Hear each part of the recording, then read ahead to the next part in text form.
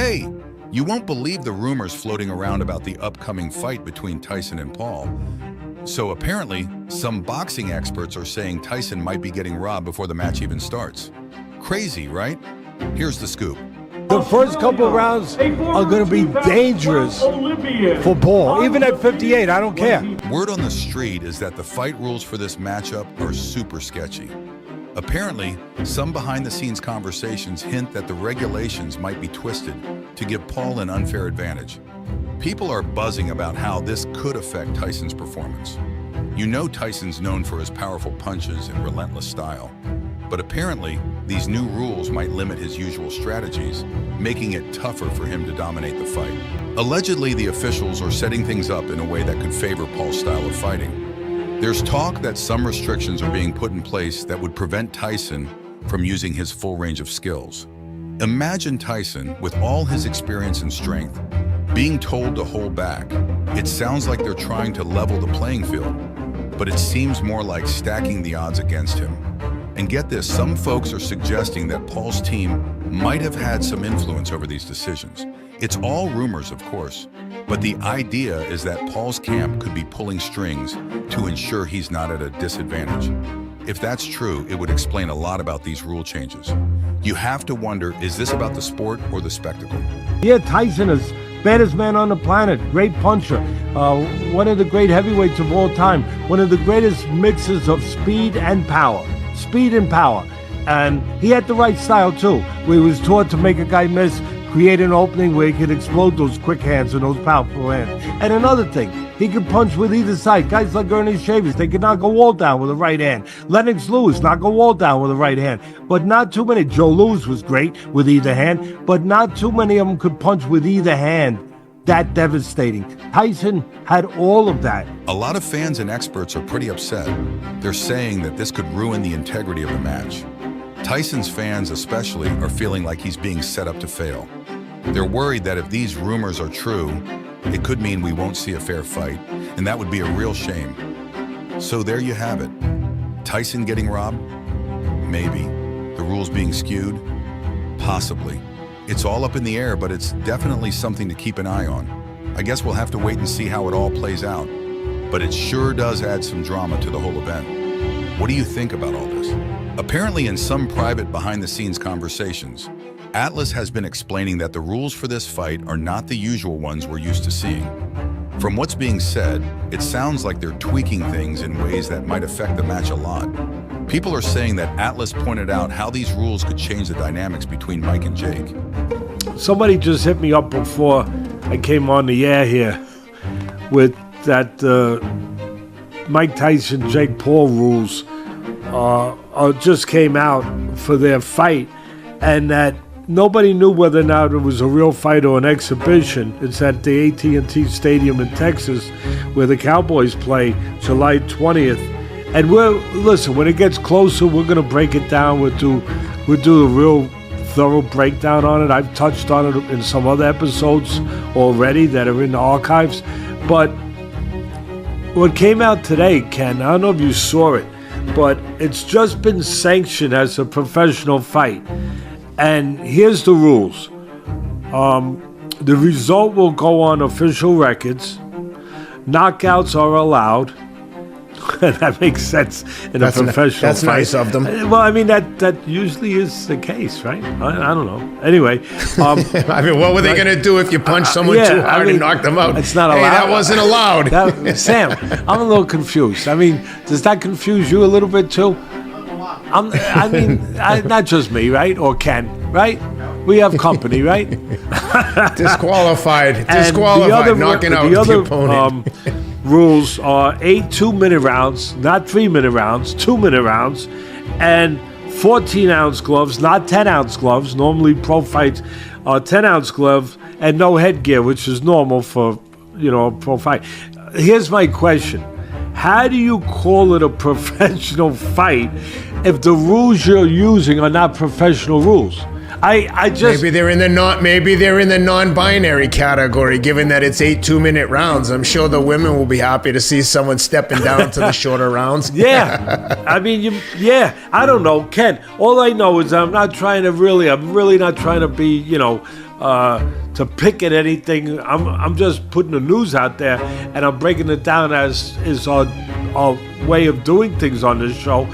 You're calling it a professional fight. We didn't know if it was going to be professional or not. They decided to sanction it as a professional fight in Texas, but it's not the professional rules of a professional fight. It's not 3-minute rounds. It's 2-minute rounds. It's not 10-ounce gloves. It's 14-ounce gloves. Yet it's being called professional rules. Look, they could do whatever they want in boxing, right? I mean, as long as money's there, the commission's going to make money. They're going to bring money into the state. Money's going to come into the coffers for everybody. Boxing is very lenient. Boxing is very pliable. Boxing adjusts. And all of a sudden, we're called a professional fight, even though the rules are not consistent with professional rules. So I'm surprised that Jake Paul is doing this. He's on the way to building a legitimate boxing career, regardless of what anyone else thinks. He's having real fights. To now step down to do this kind of exhibition style fight against 50-something-year-old man. I just don't get the motivation from Jake's perspective. Well, I do. Jake, part of it is what it's been from the beginning. He's been very upfront about it. He's in the money-making business. That's, I don't think he needs the money. How much money do you need? He said makes like tens of millions a year. Is there ever enough money, really? You've been in the finance. For me, there is. You are in the financial business before you got into this. There's a level where you don't need any more, and it's not very much. No, I agree. There are things more important than just money and just power or just anything that is in those categories, and maybe is judged in those kind of, or weighed in those kind of ways of importance in life. The important thing is to find happiness and hopefully to live a compatible life with other human beings, and to care about other human beings, and hopefully to improve as you improve your life, to improve others' lives. And that's right. That to me is really would be what would be defined as being a human being, or some of the things that you would hope to aspire towards to be a good human being. But again, I'm not afraid to go there again. I'm just gonna say, when you get down to it, look, money is involved in so many aspects of society, our life. I don't know. I get what you're saying. I think Jake Paul, I don't know if he still has pure aspirations to become a world champion fighter, find a spot where he can fit in there. Maybe he does. Maybe that's changed a little bit. Or maybe it's always been a hybrid, combination of, trying to be the best fighter he can be and see where that takes him, as well as at the same time building a promotional company, making a lot of money, promoting other fighters, maybe changing the sport a little bit in his mind too. Yeah, I think at the core he's a good person, and I wouldn't be surprised if part of his motivation for putting on this fight is knowing it will get eyeballs and being able to put on some of the other fighters there, because like I said, he's got plenty of money and he's on his way to having a legitimate boxing career. So I wouldn't be surprised if that was part of the motivation to kind of lift up the fighters on the promotion. But who knows? Only he knows the truth. I would have rather seen him step up against a stiffer competition in his weight class, on the similar career path or trajectory as Jake is. Maybe, an established, young, undefeated fighter with real talent. But I digress. The big difference with boxing and other sports can be connected to this being professional rules, right? This little conversation. That's right. Because I don't think you're going to see a game between, the Dallas Cowboys and the New York Giants be called, a professional football game. But in this game, we're going to use rules where, a first down is 12 yards. No, maybe a first down is 8 yards because they made it a little easier in this fight. So a first down instead of 10 yards, a first down will be 8 yards. You know, you get 5 plays instead of 4. Right? Normally you get 4 plays, Sam. Yeah. You get 5. I don't think that football would ever have that kind of situation for whatever reason, would have that kind of situation and then say, yeah, it's the same NFL professional sport as it always has been. That's right. I don't know. It's amazing how boxing, again, can just twist and turn itself like a pretzel into so many different things. Joe's reaction to these rumored rule changes is adding even more excitement to the upcoming match. One of the things Joe allegedly pointed out is how the shorter rounds could play into Jake's favor. Just like Teddy Atlas hinted, Joe seems to think that Jake, being younger and less experienced, might benefit from having less time to tire out. They used to do it to Mike Tyson. Mike Tyson, people would talk shit to. There's certain people that are just crazy. These people that think that he don't stand a chance against Jake Paul because he's too old, I think you're crazy. They're definitely uninformed. Here's the thing: he is 57 years old. He will be 58 when they fight. He has had a long fighting career. He has been knocked out by massive men like Lennox Lewis. He's had a lot of blows. Mike Tyson, yeah, he's 57, but he got access to Everything. And he's also doing this very unique kind of training with electrical muscular stimulation that I've talked to some people that do that. And it has massive benefits of rehabilitating injuries. And it also, for a lot of people, gives them significant gains when they use it as opposed to just using weightlifting. I don't think people know. You don't lose that much ability. You know? You have to understand who you're talking about. But Mike Tyson's that different thing. Right. Like, he could fuck him up. It could be one of those fights where Mike Tyson gets him in a corner and connects with a punch and Jake Paul just goes limp. Mm-hmm. He's still that guy. If you watch him hit mitts, the thing is, can he close the gap? Can he move? As a quickness point. He has problems with his back. He's had sciatic problems to the point where a year or so ago he was walking with a cane. Now even Evander Holyfield has chimed in on the whole Mike and Jake fight situation. With his legendary status, what he's saying is getting a lot of attention. Holyfield has been talking about these rumored rule changes, and his insights are pretty fascinating. He's been echoing some of the concerns that Teddy Atlas and Joe Rogan brought up, but also adding his own unique perspective. Holyfield allegedly pointed out that these shorter rounds could really affect the flow of the fight.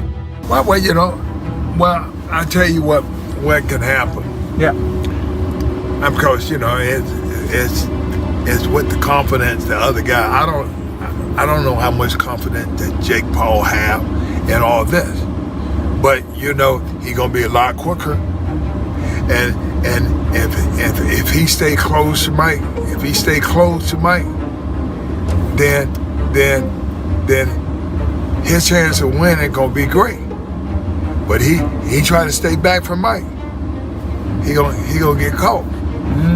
Yeah, So yeah, why is that? Because people would think stay away from Mike, don't get hit, don't give him a chance to land something on you. Mike is like a snake. He'll pop out on you. He get there too quick. But if you charge him, you're gonna smother everything because everything he push off his legs. He push off his legs so he too close. Like this, buddy. If you give him room, everybody get knocked out going backwards.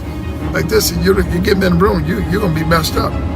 Do you see Mike winning or do you see Jake winning? I don't know. It's all depending on how Jake fight.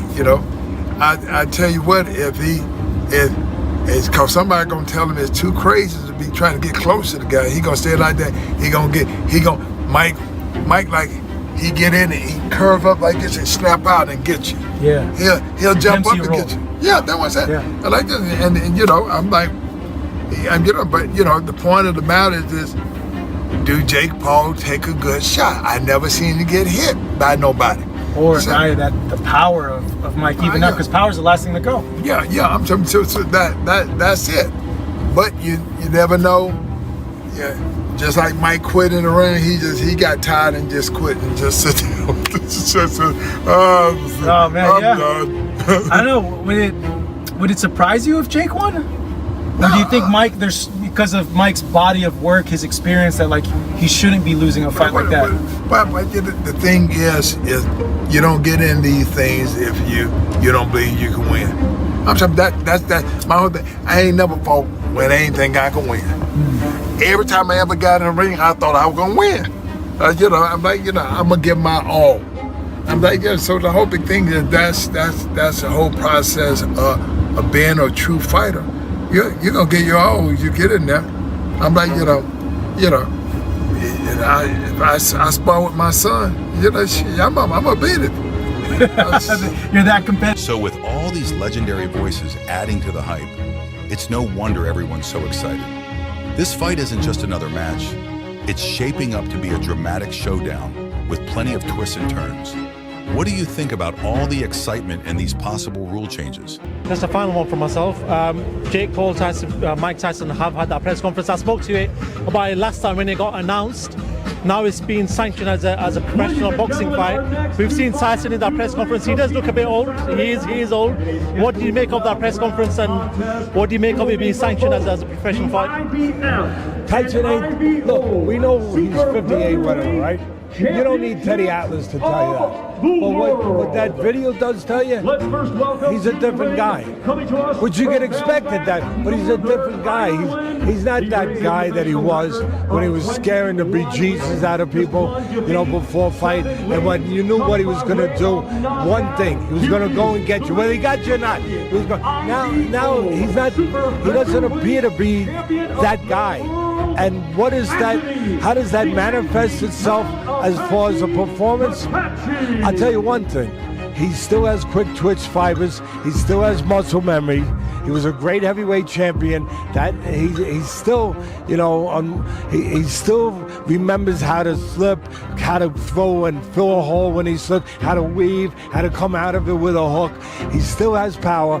The last thing to go, reflexes are gonna go. Speed is gonna be deteriorated, but power is the last thing to go. He still has power. He's still got that quick twitch with speed. The early rounds will be, if it's real. I don't know if it's real. I know one thing that's real. You know what that is? They're gonna make a lot of money. That I know. But as far as anything else, I don't know. But if it is real, the first couple of rounds are going to be dangerous for Paul. Even at 58, I don't care. They're going to be dangerous if it's real. If it's real. And I give credit to Paul. Look, that guy's a genius. I mean, first of all, he didn't disrespect the sport. I hear people come up to me. I've been in the sport 50 years. Say, oh, Teddy, he disrespected the sport. No, he didn't. He went out there. He got a trainer. He worked in the gym for 4 years, 5 years, whatever the hell it's been, to try to become the best fighter that he could be. To learn the sport, to respect the sport enough to learn. Now, did he pick his spots? Was he smart? Yeah. What are we supposed to hate him for that? For being smart and finding a way to go from where he was to this and to make money?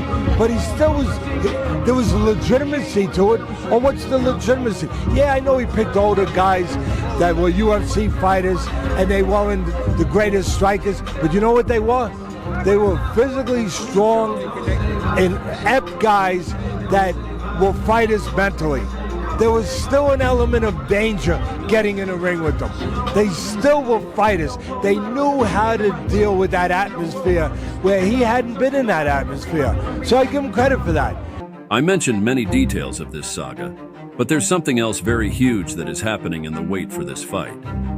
So check out this deep dive where I'll tell you other rumors that are buzzing in the boxing community.